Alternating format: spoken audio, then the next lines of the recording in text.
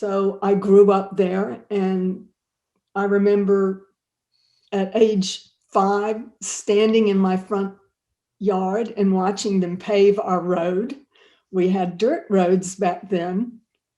And so these giant steamrollers were paving the roads in our part of the island, not far from the village. We did have a beautiful playground at the village, but our other playground was the giant old grapevines that hung from the oak trees, and that was our jungle gym. And then, of course, we had a rope swing in the vacant lot next door, and we played on that. There was no development. There were just a few dirt roads. It was gorgeous. I mean, the whole island was like our playground. It was really beautiful. For me, it wasn't until I went off to college in Atlanta, and then I would come home on breaks and would have a summer job photographing the tourists at Sea Island. So, but when I would come back from college, I would notice, oh, well, they've paved this road. They're developing this area. We finally had some really planned neighborhoods where everything was platted at the same time and planned out. And so particularly that would have been in the late 60s and early 70s. The development had begun to accelerate by then. At some point in the mid to late 1990s, I began meeting with Ben and Frances because someone had insisted that I meet with them because they were working on conservation of the island, and they knew that I had a similar interest. And I met with them a few times, and then Jim joined us. And so the four of us began meeting. It was a labor of love. If you grew up here, you have that connection. Brief amount of time when it was just the four of us, it was not easy lifting. It was difficult. It was difficult to make progress. We were trying to widen the circle.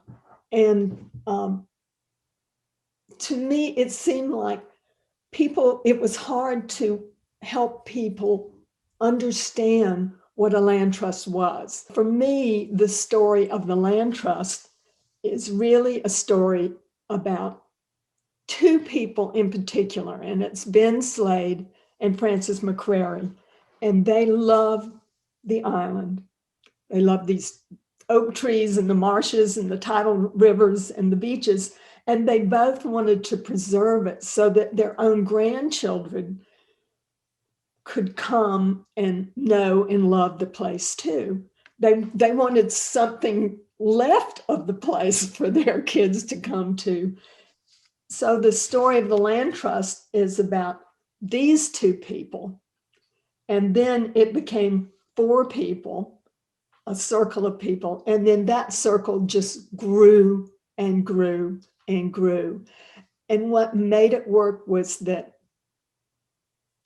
they all shared this love and commitment to preserving the island.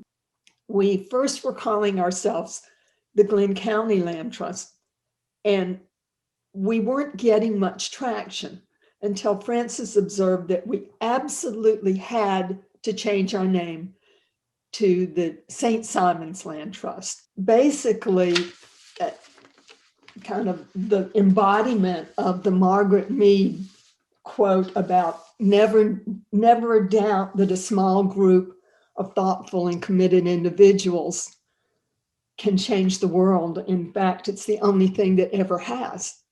And this is just the perfect example of that, because this was a large and growing group of people that loved the island and that were really committed to preserving it. And it wasn't until I remember that our first big and visible project, which was acquiring the Chevron station, which was at the corner of the intersection near the Winn-Dixie. This was before there was a roundabout. And so people today know it as the roundabout. Back then, we called it Chauncey's Corner after the owner, the original owner in the 50s of the station, of Chauncey Station, and then it became known as the Chevron Station. But that was a project, we almost, at that point, we almost didn't know how to dream big. We had remediated, you know, like the old gas tanks and cleaned up the pollution. Then Sea Island landscaped after the remediation, and we had this beautiful pocket park. And if anytime you drove by, here was this tangible evidence of what a land trust did. And so we had the opportunity to acquire the stables, the old stables project. Now, both of these projects were iconic properties. So once we had those two efforts, those two properties completed, then people totally got it. We had some other really amazing people and foundations getting involved in supporting our efforts. And so there was another person who was not a founder, but whose presence as a land trust volunteer was foundational.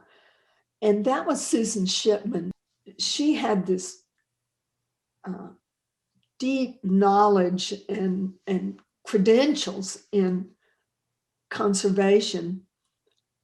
Plus, she had the really enduring commitment to the land trust and just love of the land and the land trust and our natural resources. And so she was really, from my perspective, she was really an indispensable part of the trajectory of the land trust. And it was hard in the early days to dream big, which brings me to another quote that really describes, I think, what the land trust was able to do. It goes, think boldly and powerful forces will come to your aid. And it was amazing when people like the Path Foundation and Hank and Wendy Paulson came to our aid. They just took us to a much higher level than we could ever have dreamed of. So I mean, I'm amazed when I look around the island now at the transformation, and I love the way that it just kind of built and extended physically from the island over onto the mainland, where we have school children from around the area to come in and do archaeological digs or to do different to field trips and to be part of this. And so I like that we could extend this to enrich the lives of everyone in the area, and for the tourists to have places to hike and kayak and